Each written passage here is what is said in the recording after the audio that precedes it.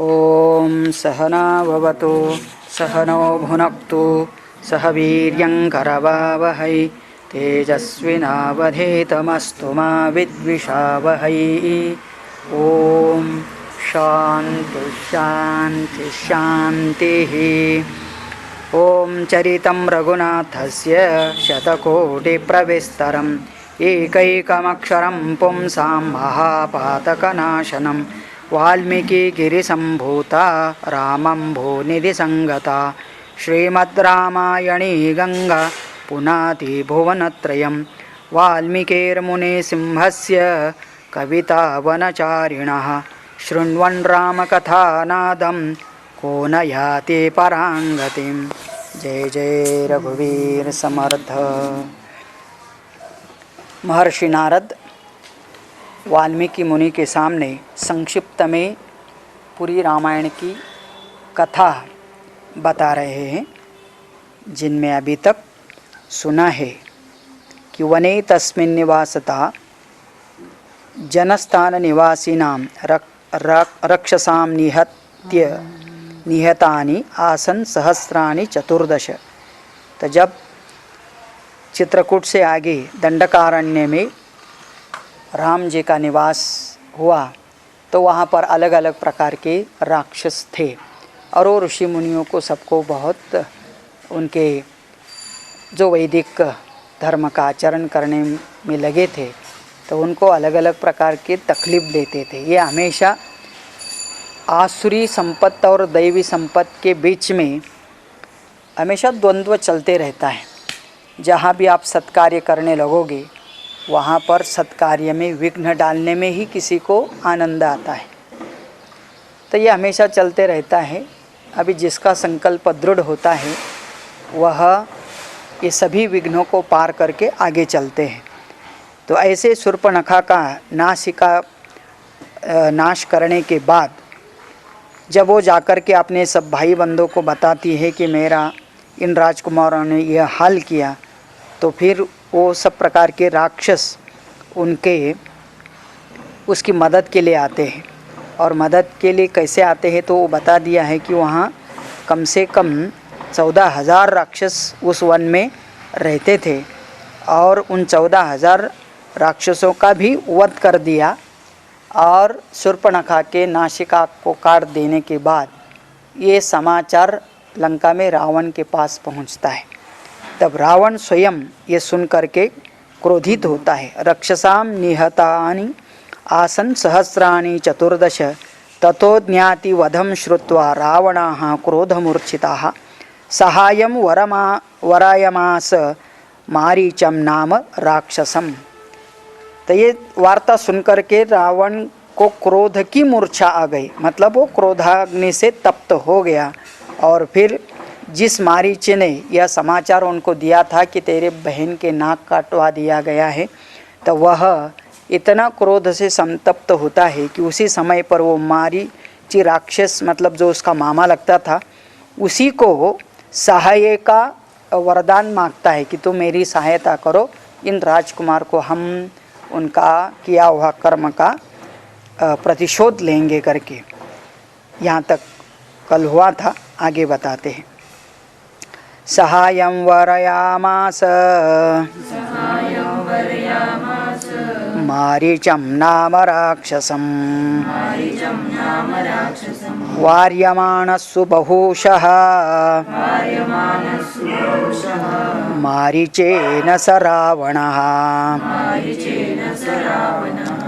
तो जब मारीच राक्षस से उसने सहायता मांगी कि आप मेरा साथ दीजिए तो हम इन राजकुमारों को उनके किए हुए कर्म का पनिशमेंट देते हैं करके जब ऐसा बोला तो मारीच ने, जो समझदार था, जिसने साक्षात इन राम लक्ष्मण का दर्शन किया दूर से, तो उसको पता था कि ये सामान्य नहीं है, ये तो कोई विशिष्ट लोक है करके। तो इसलिए क्या करता है मारीचेन रावणाः सुबहुशः वार्यमाणः। मारीची ने अपने पूरी तरह से प्रयत्न करके समझाया। बहुशः मतलब बहुत प्रकार के तर्क दे करके उसने समझाना चाहा रावण को कि तू उनके ऊपर चढ़ाई करके मत जाना। तेरी बहन कैसी है, मतलब ये सब समझाया होगा कि वो वैसे ही उसका नाक कटवाने के लिए उनको क्या पड़ी थी, ये कैसी है करके हम जानते हैं, ये जा कर के अपना नासिका कहीं घुसाड़ी होगी, और इसलिए जब नहीं मानी तो उन्होंने उसको उसका परिणाम भोगने के लिए छोड़ दिया। इतना समझाने के बाद क्या हुआ रावण में, तो आगे बताते हैं, न विरोधो बलवता क्षमो रावण तेन ते अनादृत्य तु तद्वाक्यम् रावण कालचोदितः न निरोधः बलवता क्षमः रावणः तेन ते तेन मारीचेन विरोधः न, उसने बहुत बलवता से मतलब जबरदस्ती समझाया रावण को मारीचे ने, और विरोध दर्शाया कि तू उनका विरोध मत कर उन राजकुमारों को, ऐसा रावण को समझाया। लेकिन रावण को ये अच्छा नहीं लगा और इसलिए रावण अपने ही मतलब उसने मन में ही निश्चय कर लिया था कि नहीं, मैं इनका जाकर के बदला ज़रूर लूँगा करके। इसलिए अनादृत्य तु तद्वाक्यम, अपने मामा मारीची का वाक्य का अनादर किया, उसने जो समझाया है उसका आदर न करते हुए रावणाः कालचोदितः। फिर रावण को ऐसी बुद्धि क्यों हुआ कि कोई किसी ने उसको समझाया कि तू ऐसा मत कर, इसमें उन्होंने को बहुत बड़ा अपराध नहीं किया है, खाली नाक ही कटवाई है। सोचो उसको हाथ पैर कटवा देते, से उसको मार देते तो बात अलग है, लेकिन उसने तो उतना सा किया। और हम लोग भी सोच सकते हैं कि नाक कटवाया मतलब पूरा ही नाक निकाल नहीं दिया, कुछ तो थोड़ा बहुत व्रण किया होगा। तो आदमी का तो स्वभाव होता है, थोड़ा कुछ तकलीफ हो गया तो राई का डोंगर करायचं सवय असते, मराठीमध्ये म्हणतात ना, राईड का पहाड़ बना लेते। इसका मतलब क्या है, छोटा का बड़ा बनाने का हम लोग का सब कुछ है। एक बात बोल दिया तो उसको मसाला लगा करके 2 बात का 4 बात का ये हो जाता है। तो ऐसे इतना छोटा अपराध के लिए इतना बड़ा दंड या कुछ करने का मत सोचो करके जब मारीच ने बोला, तो यहाँ पर वाल्मीकि जी कहते हैं कि रावण वो परवश था। क्या परवश था, तो कालचोदिता, ये काल की ही महिमा है कि रावण के मन में इस प्रकार का भाव आया कि इतना छोटी सी चीज़ के लिए कुछ बड़ा कदम उठा रहा था। इसलिए उसने अपने मामा के वचन का अनादर करते हुए उसने आगे क्या किया करके अगले श्लोक में बताते हैं। जगाम सह मारीचः तस्याश्रमपदं तदा तेन मायाविना दूरम् अपवाह्य नृपात्मजौ। तो रावण ने मारीची को ही समझा दिया कि आप इतना करो, मेरे ऊपर भरोसा रखो, मैं बहुत बलवान हूँ और इसलिए जो भी करूँगा ठीक ही करूँगा करके उसने उल्टा करा दिया। कि मतलब मारीचा तो रावण को समझा नहीं पाया, रावण ने ही मारीची को समझा करके अपने साथ चलने के लिए बोला। अब ये सब राक्षस माया शक्ति से, राक्षसी मायावी शक्ति से सब युक्त थे और इसलिए क्या किया, तो ये सब निकल पड़े। कौन, रावण और मारीची। जगाम, गम धातु का भूतकाल, जगाम जगमतुहु जगमुहु, तो जगाम रावण मारीच के साथ निकल पड़ा। सह मारीचः तस्य आश्रम पदम तदा, तो जाकर के जहाँ राम लक्ष्मण रहते थे दंडकारण्य में, वहाँ जाकर के उस आश्रम में पहुँच जाते हैं। और पहुँचने के बाद तेन माया विना दूरम अपाव्य नृपातात्मजौ, नृप आत्मजौ का मतलब राजा के 2 सुपुत्र ये है। उनको मारीची जो मायावी वेश धारण करने में माहिर था, उसने किसी प्रकार का मतलब जैसे विस्तार में आ जाता है कि वह सुवर्ण हिरण का, मृग का रूप धारण करता है और इन दोनों राजकुमार के सामने से गुजरता है। तो सीता भी देख लेती है। बाकी कथा तो आपको पता है कि वो सीता राम जी को इच्छा प्रकट करती है कि ये हिरण का जो स्किन है और त्वचा है वो मुझे चाहिए करके, या तो हिरण ही चाहिए बोल दिया होगा, बहुत सुंदर लगता है दिखने में। तो उन्होंने क्या किया, तो वो तेन माया विना दूरम अपावह्य, वह धातु अपावह्य का मतलब वो जहाँ थे वहाँ से उनको दूर लेके गया इन दोनों राजकुमार को। उस समय पर रावण ने क्या किया बताया जाता है आगे। जहार भार्यां रामस्य गृध्रं हत्वा जटायुषम् गृध्रं च निहितं दृष्ट्वा श्रुता च मैथिलीं।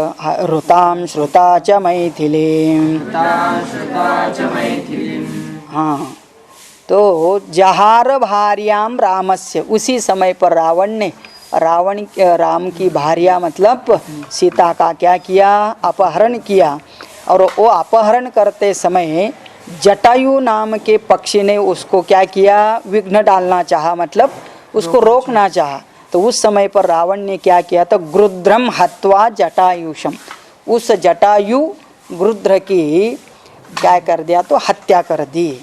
और उस समय तक राम और लक्ष्मण वापस आते तो देखते हैं कि सीता का अपहरण हो चुका है, मतलब वो नहीं है, और वहाँ पर अर्धमृत अवस्था में ये जटायु पड़ा है।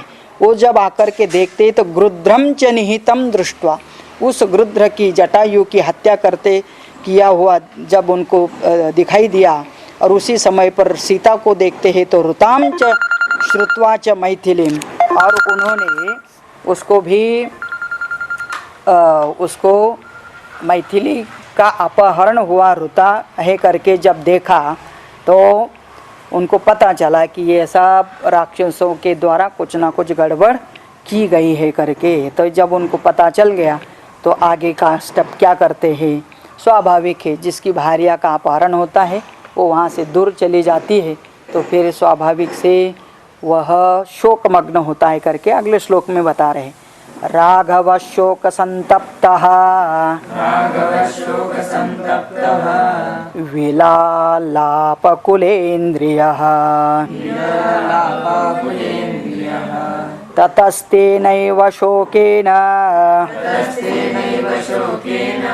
गृध्रं दग्ध्वा जटायुषम्। राघवः शोक संताप्तः, वो सब वहाँ पर एक तो पहले बेचारे निष्पाप पक्षी का मतलब जटायु का इसने हत्या कर दिया, वो देख करके उनको दुख हुआ। उसी के साथ वहाँ मैथिली नहीं दिखाई दे रही है करके, मैथिली का मतलब सीता।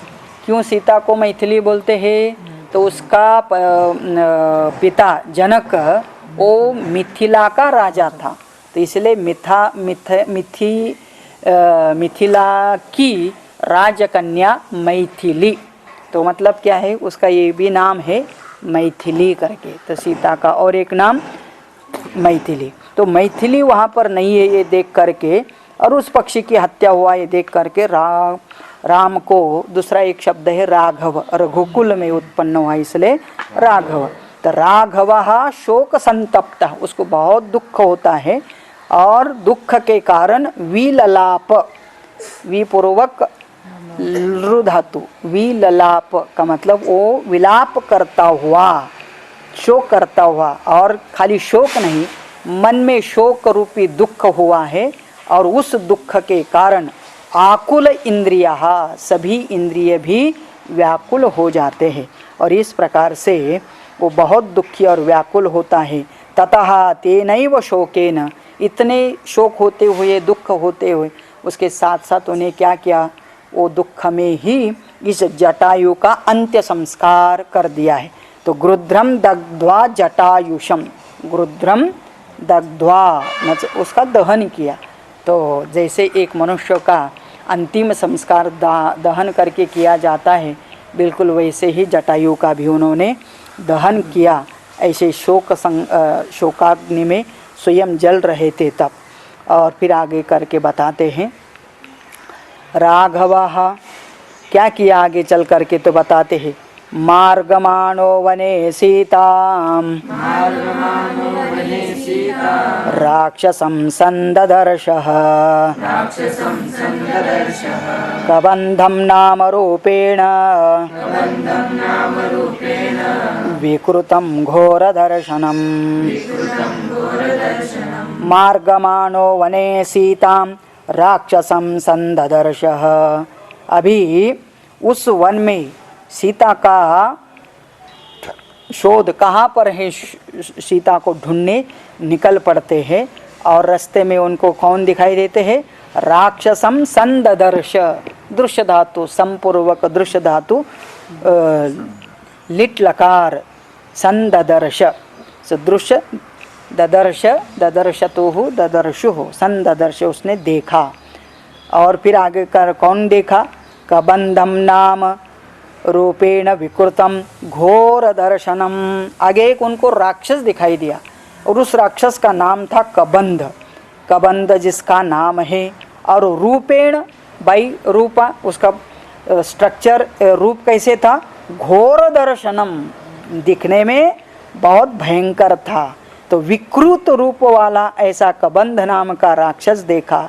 फिर उस राक्षस का बोलने से राक्षस की प्रवृत्ति है, ऐसे मनुष्य कोई दिखाई देते, वो भी कोमलांग मनुष्य दिखाई दिया तो ये राक्षस उनको अपना खाद्य समझ के उनकी तरफ खाने के लिए बढ़ते हैं, मारने के लिए बढ़ते हैं। तो ऐसे हो सकता है वो मारने के लिए आया, तब इन्होंने क्या किया राजकुमारों ने, तो आगे बताते हैं। निहत्तम निहत्य महाबाहुः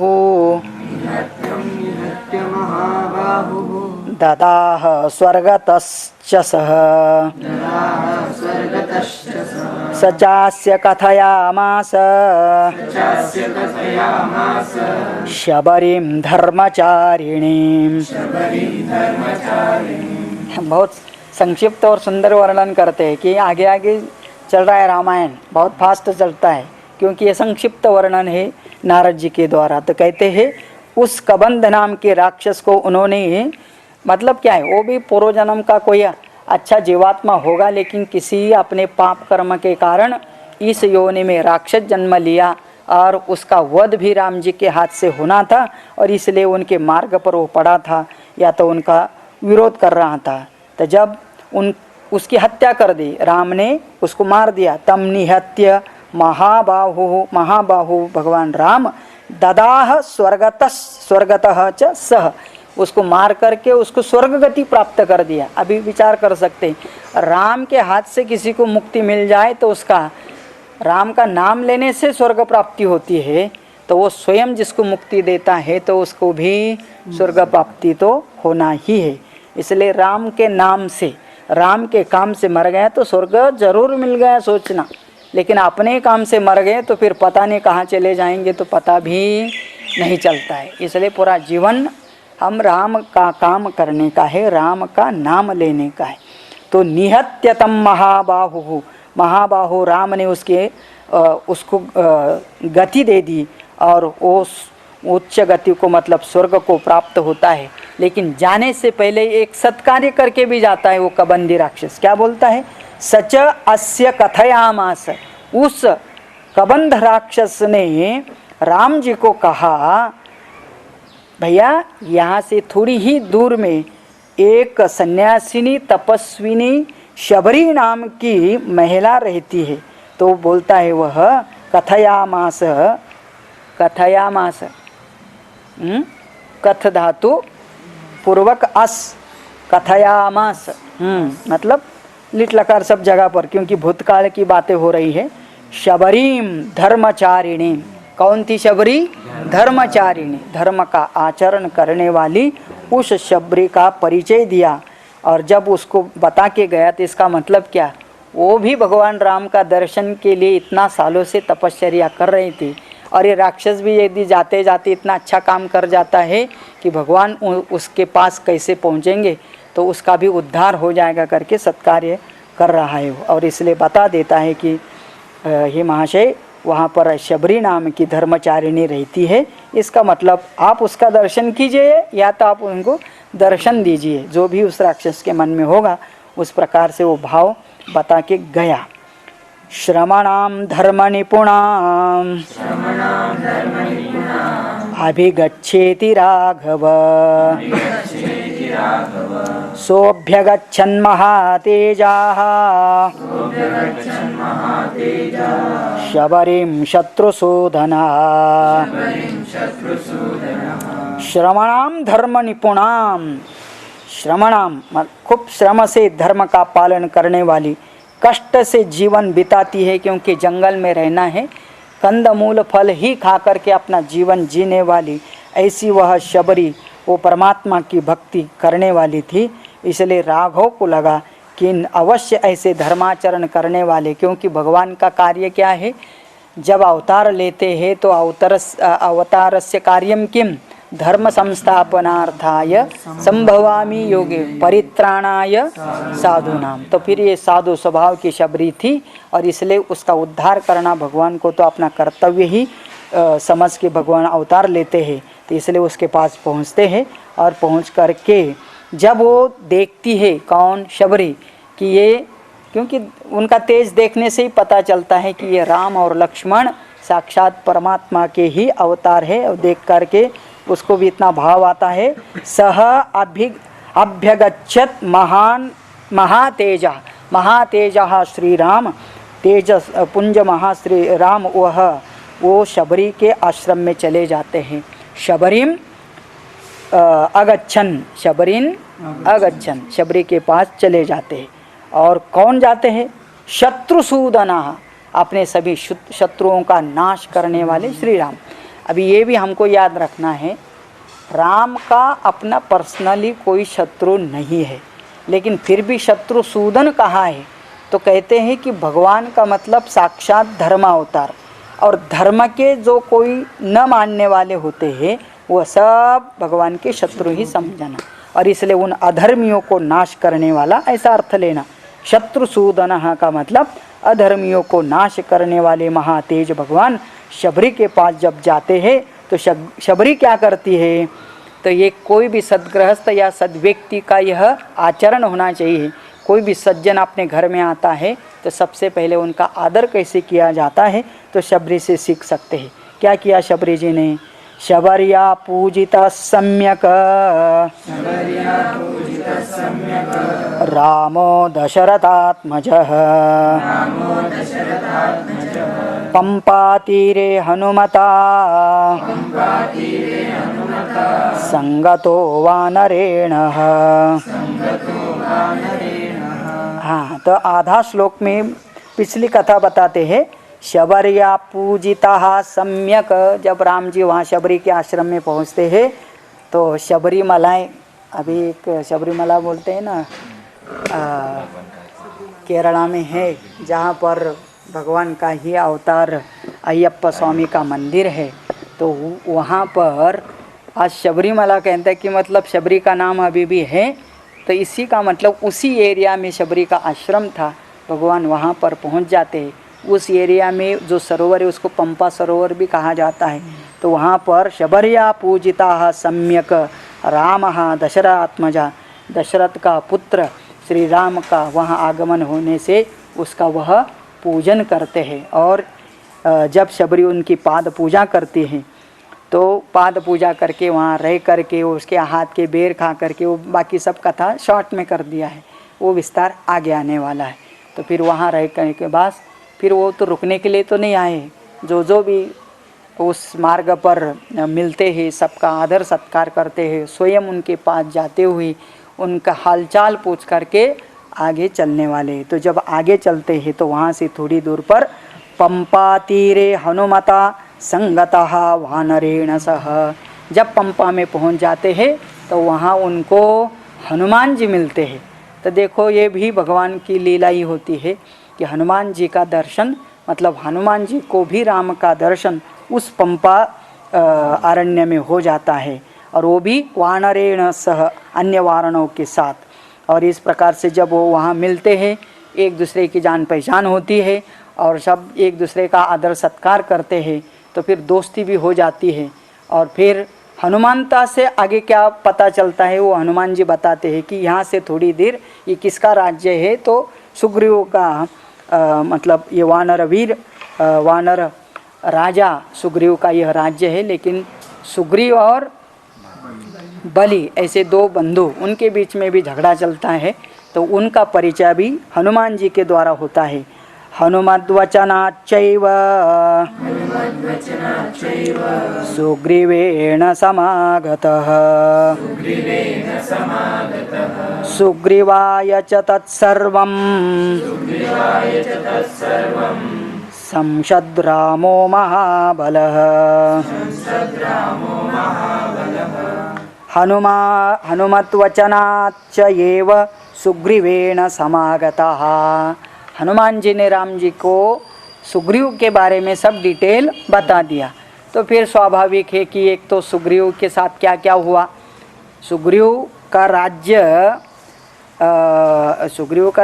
के बजाय सुग्रीव की पत्नी को वाली अपना बनाना था और इसको अपने घर से भी बेदखल कर दिया था।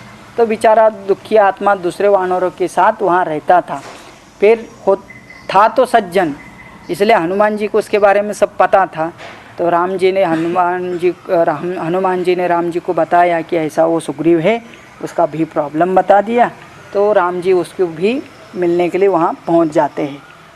और पहुँच जाते हैं तो फिर सुग्रीवेण समागतः, जब मिल गए, मिलने के बाद तो फिर क्या दोनों भी आराम से बैठते हैं। आप कल्पना कर सकते हैं कि वो जंगल में कहाँ बैठते होंगे, कैसे बैठते होंगे, सब पेड़ों के बीच में, पहाड़ों के बीच में, और वहाँ बैठ कर के उनके बीच में क्या हो रहा है। तो राम जी अपना दुख बता रहे हैं। अभी दोनों भी दुखी है और दोनों समदुखी होने से ज़्यादा फ्रेंडशिप जल्दी हो जाता है, मतलब एक दूसरे को वो समझते हैं। तो राम जी की पत्नी का अपहरण हुआ इसलिए वो भी दुखी है, सुग्रीव की पत्नी का भी अपहरण वाली ने किया इसलिए वो भी दुखी है।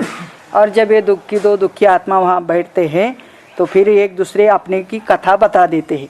सुग्रीवाय च तत्सर्वं शंशत रामो महाबलः महाबलः रामः तत्सर्वम, उनके साथ क्या क्या बीता, क्या हुआ, कैसे घर से निकले, कैसे अपने सीता का अपहरण हुआ है, सब कथा सुग्रीव को बताया। सुग्रीवाय च तत्सर्वम शंशत, शंशत मतलब स्तुति किया जैसा अर्थ होता है, लेकिन यहाँ पर बताया ऐसे सब कुछ वृत्तांत। इति वृत्तांत बताने के बाद आगे क्या होता है कि सुग्रीव ने भी अपना वो सब इति वृत्तांत बताया होगा। फिर अभी उसके बाद भगवान उस सुग्रीव की मदद करने के लिए निकल पड़े हैं, क्योंकि अभी एक दूसरे की मदद करने के बिना कोई सहारा नहीं है। आदितस्तद्यथा वृत्तम सीतायाश्च विशेषतः ततः सुग्रीव वचनाद् हत्वा वालिनमाहवे सुग्रीवमेव तद्राज्ये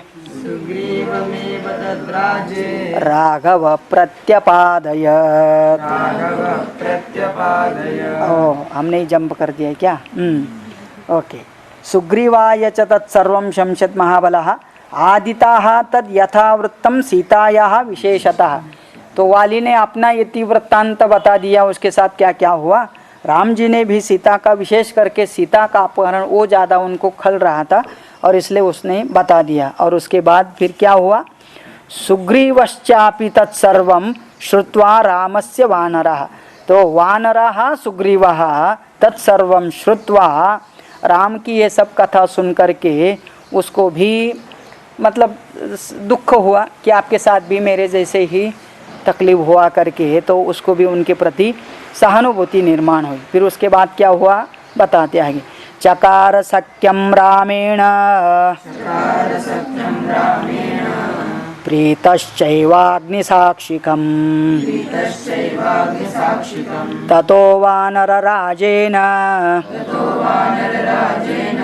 वैरानुकथनं प्रति।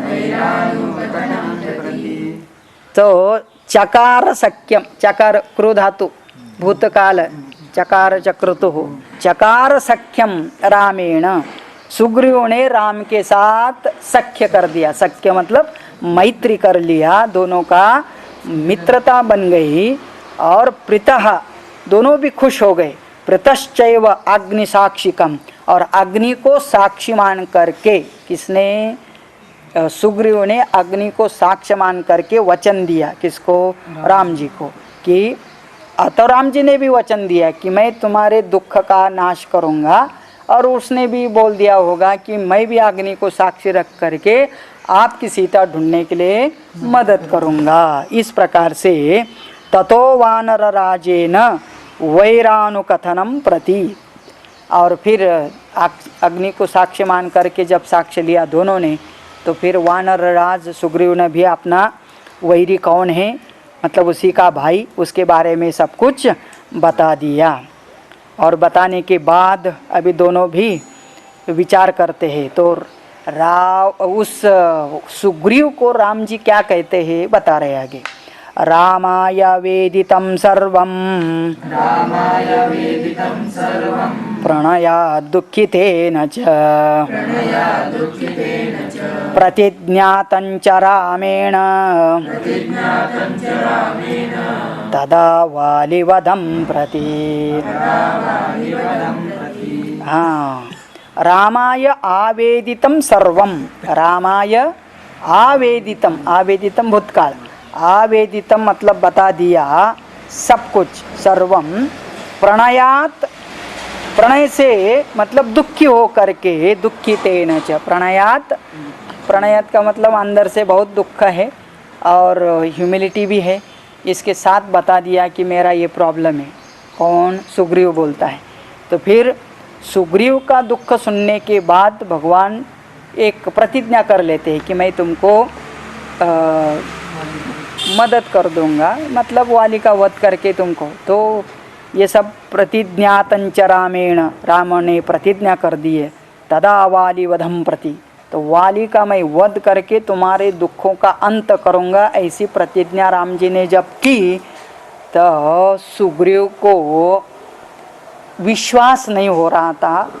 क्या विश्वास नहीं हो रहा है, क्या, क्योंकि सुग्रीव को लग रहा है राम जी को पता नहीं होगा कि वाली कितना शक्तिशाली है, और इसलिए राम जी के सामर्थ्य पर उसको शंका आ जाती है।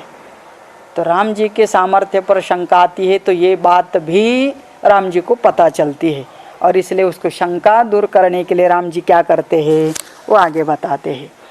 वालिनश्च बलं तत्र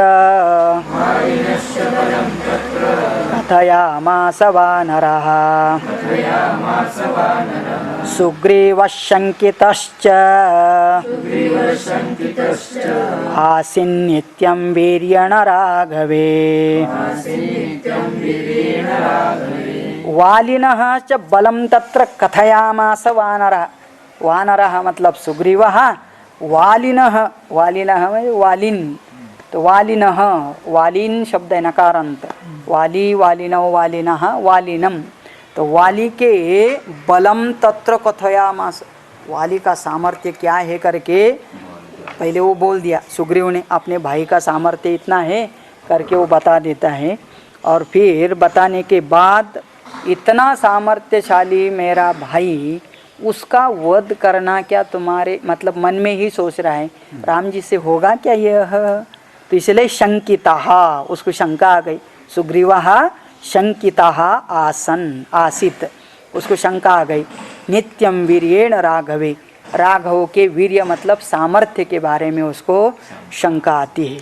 और फिर राघव को जब शंका आती है तो राघव तो अंतर्यामी है ही, भगवान को पता चला है कि मेरे सामर्थ्य के बारे में ये मुझे शंका कर रहा है, तो इसलिए उसका शंका दूर करने के लिए क्या करते हैं वो सुनिए आगे। तो राघव, राघव प्रत्ययार्थंतो दुन्दुभे कायमुत्तमम् दर्शयामास सुग्रीवः महापर्वतसन्निभम्,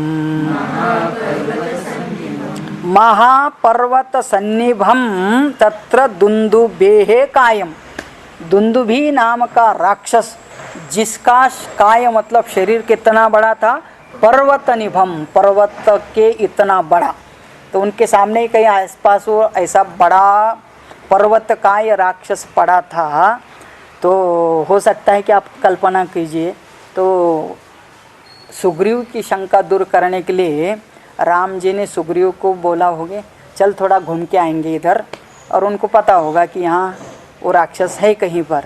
तो फिर वो राक्षस जो पर्वताकार जिसका शरीर है वहाँ उसके वहाँ तक लेके गए, और फिर वहाँ क्या किया उन्होंने, तो अपना सामर्थ्य दिखा दिया। किसको?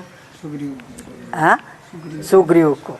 तो दर्शयामास सुग्रीव, तो बोले चल वो दुंदुभी राक्षस है ना इधर, तो वहाँ तक जाके आएंगे करके। वहाँ जाने के बाद पहले ये डरता होगा उसके पास जाने के लिए, फिर भी आप कल्पना कर सकते कि राम जी ने उसको समझा बुझा करके लेके गए। जब वहाँ जाते हैं वो दुंदुभी के शरीर के पास, मतलब दुंदुभी के पास, तो राम जी क्या करते हैं, तो दर्शयामास सुग्रीवाहा, तो जब सुग्रीव को दिखाया तो वहाँ पर चलने के लिए बोला, और जाते ही क्या कर दिया, उत्स्मयित्वा महाबाहुः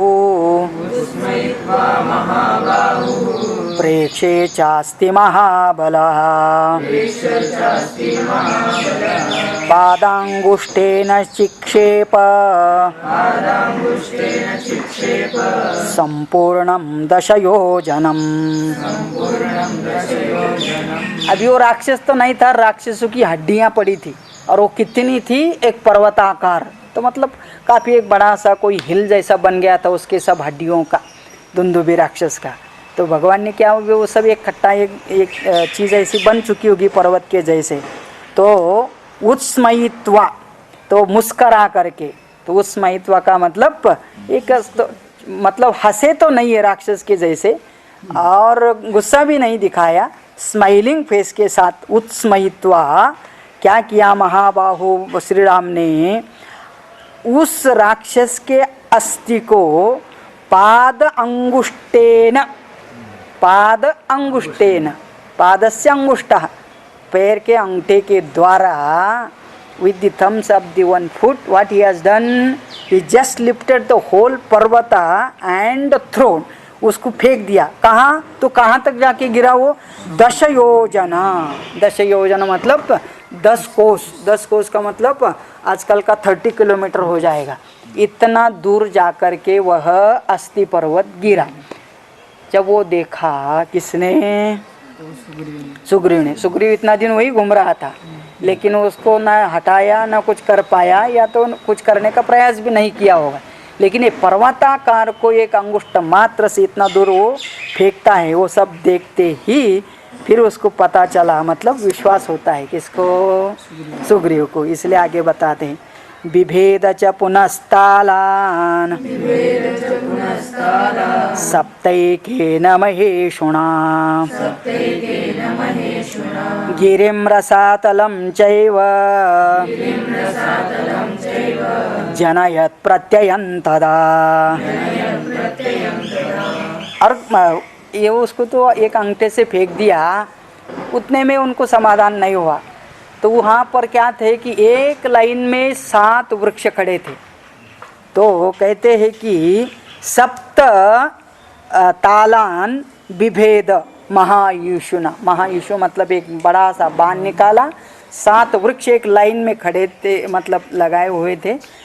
तो क्या किया राम जी ने, अपना धनुष्य निकाल करके ऐसा धनुष्य बाण मारा कि वो पूरे 7 के 7 वृक्ष के अंदर से होते हुए सामने वाले पर्वत को जाकर के वह बाण घुस गया।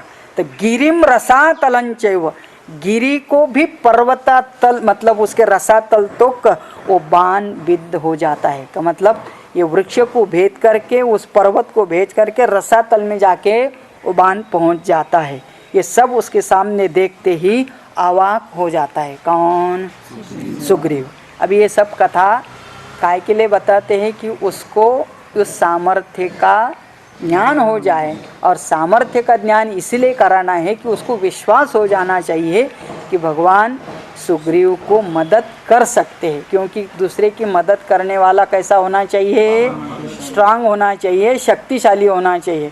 नहीं तो मदद करने आया और बीच में उसी को मदद करने की ज़रूरत पड़ी तो फिर ऐसे लोगों को लेके जाना और उनका मदद लेने का कोई प्रयोजन नहीं होता है। इसीलिए बता रहे। ततः प्रीतमानाः तेन विश्वस्त समः कपिः किष्किन्धां रामसहितः जगाम च गुहां तदा। ततः प्रीतमनाः, तो ये सब देखने के बाद उसको संतृप्ति हो गई। किसको? सुग्रीव को। विश्वस्ता, उसको विश्वास भी निर्माण हुआ। सह महाकपि ही, वो महाकपि सुग्रीव को अब पूरी तरह से राम के बारे में विश्वास हो गया। और फिर बोला कि नहीं, अब मेरा काम तो ज़रूर बन सकता है। और इसलिए उसने बोला कि राम जी आप अभी आगे कुछ मत हमको दिखाओ, मैं आपकी कोई परीक्षा नहीं ले रहा हूँ, अब घर चलते हैं। तो घर किधर है? किष्किंधा में। किष्किंधाम राम सहितः जगाम, वापस किष्किंधा आ जाते हैं राम के सहित। और फिर दिखाता है कौन से गुफा में वह रहता है, कौन? वाली। इसलिए गुहांच तदा, और वो गुफा भी दिखा दिया। किसने? सुग्रीव ने। किसको? राम जी को। कौन रहता था वो गुफा में? वाली रहता था अपने पत्नी के साथ। तो वो दिखाने के बाद अभी वो सब बातें हो गई करके, जब इसको भी बहुत अभी क्या है, राम जी के सामर्थ्य समर्थ हो गया। कौन? सुग्रीव। और इसलिए गुफा के दरवाजे में जा कर के खड़ा होकर के वह उनको क्या करता है, अभी ललकार देता है। किसको ललकारता है? अपने भाई वाली को। तो इसलिए आगे बताते हैं, ततो गर्जत हरिवरः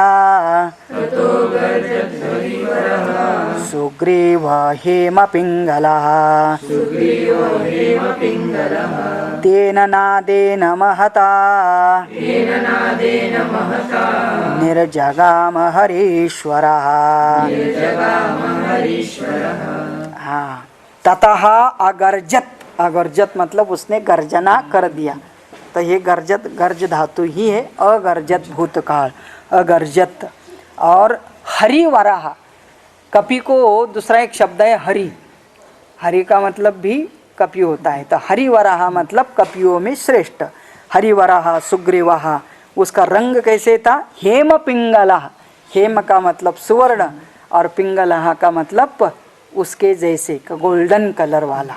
तो गोल्डन कलर वाला यह सुग्रीव वहाँ गुफा के सामने जा कर के गर्जना करता है। और वो गर्जना इतनी ज़ोर से करता है कि बहुत बार किया था उसने ऐसी गर्जना, बहुत बार मार खा के भी आया था। तो इसलिए फिर ये गया गर्जना करता है। तो फिर वाली को पता चलता है फिर आया है क्या सुग्रीव करके, तो वो सुन करके वो आ जाता है। तो उसके बाद क्या होता है? ततो गर्जत वीरः सुग्रीवाः हेम पिंगलः तेन नादेन महता निर्जगाम हरीश्वरः। वह बड़ा नाद मतलब शब्द सुन करके, गर्जना सुन करके, हरीश्वरः का मतलब अभी वाली, वो भी वो सुन करके निर्जगाम अपने गुहा से बाहर आ जाता है। जब बाहर आ जाता है तो क्या देखता है? तो आने से पहले उसको अंदर जो उसकी पत्नी है वो बता देती है तुम मत जाओ, क्योंकि ये आया तो इसका मतलब अभी कोई प्लान करके ही आया होगा करके। इसलिए उसकी वाइफ क्या बोलती है उसको? अनुमान्य तदा ताराम सुग्रीवेण समागतः निजघान च तत्रैनं शरेणैकेन राघवः। हाँ, अनुमान्य तदा ताराम, तारा उसका पत्नी उसको बोली होगी तो मत जाओ, क्योंकि ये समय ठीक नहीं है, उसको कोई तो अनुमान आया होगा और इसलिए वो जा कर के समझाती है। तो इसने क्या किया वाली ने? तो कहते हैं अनुमान्य, उसने मान्य नहीं किया वो जो कि बता रहे थे, क्योंकि उसको अपने सामर्थ्य पर बहुत गर्व था और इसलिए उसकी बात न मानते हुए सुग्रीवेन समागता, समागत का मतलब युद्ध किया। तो सुग्रीव के साथ युद्ध चल रहा था, तभी निजघान च तत्रयेनम शरेण एकेन राघवः, राघव ने, राम ने क्या किया, इन दोनों का युद्ध चल रहा था और जब वाली बड़ा भारी पड़ रहा था सुग्रीव के ऊपर, उसी समय राम जी ने एक ही बाण से वाली का वध कर दिया और मतलब सुग्रीव का जय होता है।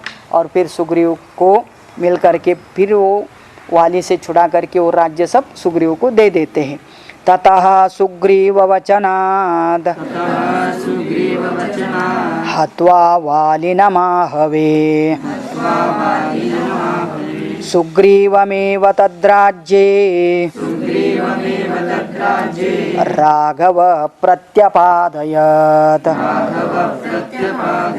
हाँ, ततः सुग्रीव वचनात्, सुग्रीव का जैसे पहले वचन दिया था तो वाली का वध करने के बाद तुमको मैं राजा बनाऊंगा, बिल्कुल उसी प्रकार से उन्होंने सुग्रीव का राजा राज्याभिषेक कर दिया। सुग्रीवम एव तद्राज्ये राघवाः प्रत्यपादयत्, तो उसको प्रत्यपादन करने का मतलब उसको राज्य गद्दी पर बिठा दिया वाली का वध करके, क्योंकि उसी का वो अधिकार था, उसी का राज्य था और इसलिए उसको उसका राज्य प्राप्त करा देने के बाद अब सब समझ सकते, सोच सकते कि फिर सब कुछ इतना जल्दी हो रहा है।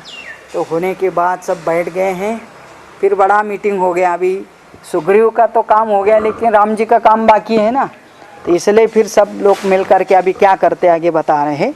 चच सर्वान् समानीय वानरान् वानरर्षभः दिश प्रस्थापयामास दिदृक्षुर्जनकात्मजाम्। सच सर्वान् समानीय वानरान् सह सुग्रीवः। अभी क्या राजा ही बन गया है, तुरंत सबको मैसेज दे दिया कि सब वानर इकट्ठा हो जाए, मतलब उनका जो सैन्य था, और सब उनको उधर बुला लेने के बाद बड़ा मीटिंग हो गया और सब कुछ बता दिया है कि राम जी अपने मित्र है और इनके पत्नी का भी अपहरण हुआ है और एक हमारा कर्तव्य बनता है कि उनका हम लोग सब मदद करें। और इसलिए उनको सबको उन्होंने आज्ञा दे दिया सुग्रीव ने। दिशा प्रस्तापयामास, अभी डिटेल यहाँ नहीं आता है लेकिन आगे करके डिटेल आएगा कि उनके जो जाम्बवंत इत्यादि थे बहुत सारे वानर अधिकारी, तो उनको सबको 4 दिशा में 4 लोगों को भेज दिया, तुम इस तरफ जा कर के सीता का शोध करो, पूर्व पश्चिम दक्षिण उत्तर। तो उसमें से हनुमान जी भी तो साथ में ही थे, तो कहते हैं सबको इतना बताने के बाद सीता का शोध ले लो। फिर उसके बाद क्या होता है आगे, तो हनुमान जी को पता नहीं था कि हनुमान जी क्या कर सकते थे, तो वो भी अपने आप को अभी तक सामान्य ही समझ रहे थे। तो वहाँ पर एक कोई ज्येष्ठ बुजुर्ग था और फिर उनको पता था इनका सामर्थ्य के बारे में, तो वो बताते हैं। ततो गृध्रस्य वचनात्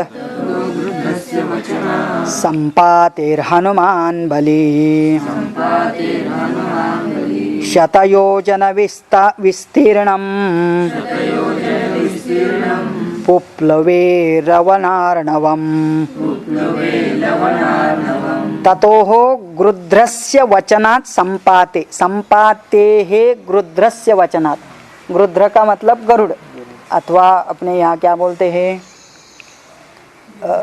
हाँ गिधड़ बोलते हैं। तो गिधड़ का मतलब हम लोग कम समझते हैं उनको, लेकिन वो गृध्र राज तो संपाति नाम का सज्जन था, ज्ञानी था, और उसने बता दिया कि ये महाबली हनुमान, इसके अंदर उड़ने की शक्ति है।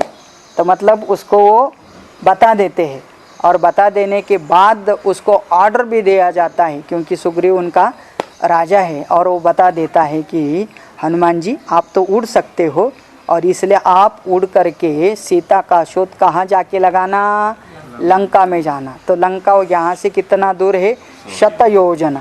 तो 100 योजन का मतलब योजन का मतलब वो कोस जैसा होता है, तो वो किलोमीटर में तो बहुत ज़्यादा हो जाता है। तो उतना दूर वह लंका है और वहाँ तक आप प्लुप्लवे का मतलब उड़ गए। तो ये हनुमान जी ने छलांग मार करके सीधा लंका में चले जाते। कितना दूर है, 100 योजन विस्तीर्णम पुप्लवे लवनार्णवम। लवन अर्णव, अर्णव का मतलब समुद्र। और ये सब समुद्र कैसा है, पानी पीने से पता चलता है सब। लवण का मतलब सॉल्टी है। सॉल्टी को क्या बोलते हैं, नमकीन है। तो नमक से भरा नमकीन होता है। तो ऐसे नमकीन यह बड़ा समुद्र, इसमें से तैर के भी जाना मुश्किल है, क्योंकि वो श्वास नहीं ले सकते। पानी अंदर गया तो आदमी जी नहीं सकता है। तो इसको एक ही उपाय था कि यहाँ से छलांग मार करके उस अब विचार करना हजारों वर्ष साल पहले, और ये सब घटना इतिहास के रूप में दर्ज है। तो ऐसे वो वहाँ से उड़ करके चले जाते हैं। तो हनुमान जी का फ्लाइट पकड़ करके कहाँ पहुँच गए अभी, हाँ, लंका में पहुँच जाते हैं। और वहाँ जाने के बाद क्या होता है करके बता रहे। तत्र लंकां समासाद्य पुरीं रावणपालितां ददर्श सीतां ध्यायन्तीं ददर्श सीतां ध्यायन्तीं अशोकवनिकां गतां। तत्र लंकां समासाद्य, उड़ करके लंका में जब पहुंच जाते कौन, हनुमान जी, तो पुरीम रावण पालिताम, वो कैसी थी, रावण के द्वारा पालित मतलब पालन किए गए हैं। रावण ही उसका राजा था। तो रावण के माध्यम से लंका का पालन हो रहा था। ऐसे लंका में यह जाकर के पहुंचते हैं। और आप सोच सकते हैं कि फिर वो समुद्र से इतना दूर छलांग मार सकते हैं, तो वहाँ पर भी हर जगह पर छलांग मार करके सब देखते थे। तो ऊपर जाते समय ही उनको दिखाई पड़ी कौन, सीता। कहाँ थी, ददर्श सीताम ध्यायन्तीम, किस मुद्रा में थी, वो ध्यान कर रही थी मुद्रा में थी। क्योंकि अभी वो तो एक राम जी का ही ध्यान करती होंगी कि कब वो आते हैं, कहाँ पर होंगे, क्या सोचते होंगे करके। ऐसे राम जी का ध्यान करने वाले सीता की तरफ देखते हैं। अशोक वनिकाम गताम, वो कहाँ थे, अशोक वनिका, तो अशोक वाटिका, वनिका मतलब वन, और वनिका मतलब ये बनाया हुआ वन था, क्योंकि ये गार्डन था, और इसलिए वनिका वाटिका में वो बैठी थी। वहाँ पर यह जाकर के पहुँच जाते हैं कौन, हनुमान जी। तो जब वहाँ जाकर के पहुँच जाते हैं, सीता का दर्शन हो गया, और मतलब उन्होंने पता लगा लिया एक समाधान है। लेकिन वो समाधान तो है, इतना जल्दी वापस जाने का भी उनको मन नहीं है, कुछ ना कुछ यहाँ उपद्रव करके जाने का उनका था। तो इसलिए वो प्लानिंग कर रहे कौन, हनुमान जी, और कहते कि मैं आज प्लानिंग करता हूँ और कल क्या उपद्रव करके जाना है करके सोचता हूँ। तो इसलिए अगली कथा कल करेंगे, और फिर हनुमान जी लंका में क्या करते हैं, फिर वापस आकर के क्या होता है, वो सब बताएंगे। ओम पूर्णमदः पूर्णमिदं पूर्णात् पूर्णमुदच्यते पूर्णस्य पूर्णमादाय पूर्णमेवावशिष्यते। ओम शांति शांति शांति।